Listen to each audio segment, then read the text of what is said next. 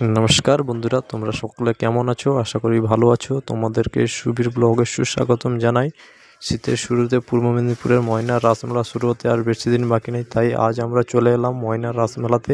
তো এসে দেখি চারিদিকে দোকানদানি বাঁধা চলছে, তো শুধু বাঁশ আর বাঁশ, যেটা আমাকে কেউ কোনোদিন দিতে পারে।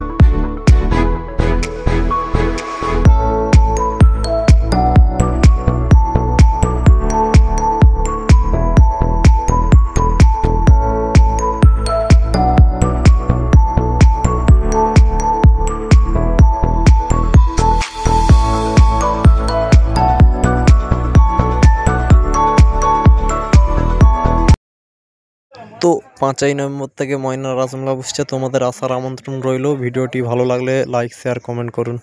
দেখা হচ্ছে পরবর্তী ভিডিওতে।